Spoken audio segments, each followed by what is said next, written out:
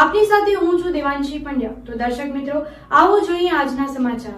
ભચાઉ તાલુકાના શિકારપુર ગામે power grid transmission company દ્વારા ખેડૂતોને વળતરના બદલે ધાક ધમકીઓ કરી વીજ ટાવરો ઊભા કરાઈ રહ્યાની ફરિયાદ કલેક્ટરશ્રીને કરવામાં આવી છે। નમો ટીવી ઇન્ડિયાને મળતી માહિતી મુજબ ભચાઉ તાલુકાના શિકારપુર ગામે power grid Khavda baby transmission company limited દ્વારા ખેડૂતોની મંજૂરી કે વળતર આપ્યા વિના જ વીજ પોલ ઊભા કરવામાં આવી રહ્યા છે। ખેડૂતોને સાંભળ્યા વિના કોઈ કામ ન કરવાના કલેક્ટરશ્રીના આદેશને ધોળીને પી જતા ભ્રષ્ટ અધિકારીઓ અને કાળા કાચવાળી ગાડીમાં ફરતા માફિયાઓ દ્વારા ખેડૂતોની જમીન ઉપર ગેરકાયદેસર કબજો કરી ધાકધમકીઓ આપી કામ કરી રહ્યા છે એવી ફરિયાદ શિકારપુરના ખેડૂત અગ્રણી શ્રી જગદીશ રત્ના ચૌધરી અને અન્ય ખેડૂતોએ ભુજ ખાતે કલેક્ટરશ્રીને કરી હતી। આવો સાંભળીએ એમના શબ્દોમાં।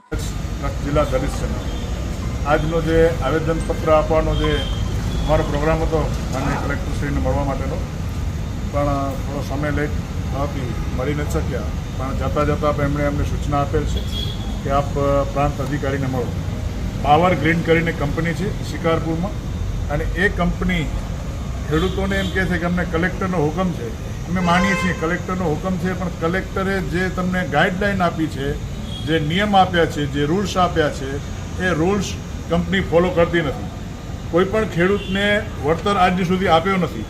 માત્ર ખેડૂતોને દબાવવા માટે પોલીસનો સહારો લઈ અને ખેડૂતોને દબાવે છે અને હુકમ કરે છે ભાઈ કલેક્ટરનો હુકમ છે, કલેક્ટરનો હુકમ માનીએ છીએ, અમે એક્સેપ્ટ કરીએ છીએ, પણ તમે જે રૂલ્સ આપ્યો છે એમાં ખેડૂતોને પહેલે પ્રથમ વળતર આપો અને પછી તમારી જે લાઈનો છે એ ખેતરમાં નાખો। જો જબરદસ્તી પોલીસને સાથે રાખીને કરવામાં આવશે તો લોકશાહી દબે। આજે બંધારણ જીવિત છે અને બંધારણની મર્યાદામાં રહી અને અમે લોકો એને જવાબ આપશું। અને પોલીસને પણ કહેવા માંગીએ છીએ કે માત્ર પોલીસ જે કંપનીઓની જે તમે ચાંપલુસી કરી રહ્યા છો એ બંધ કરી દેજો અને કાયદો જાણજો। સૌપ્રથમ એ ખેડૂતોની પણ સાંભળજો, કારણ કે કિસાન એ દેશની મામૂલી સંપત્તિ છે। જો કિસાનોને જ આવી રીતે દબાવવામાં આવશે તો એ કોઈ દિવસ ચલાવી લેવામાં આવશે નહીં।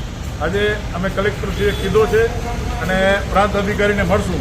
જો ન્યાયપૂર્વક અમને ન્યાય નહીં મળે તો આવનાર દિવસોમાં સુરજબારી કે જે સામખિયારીનો જે પુલ છે એ રસ્તા બંધ કરતા પણ અમને વાર લાગશે નહીં। તો દર્શક મિત્રો, આ હતા આજના સમાચાર। ફરી મળીશું નવા સમાચારો સાથે।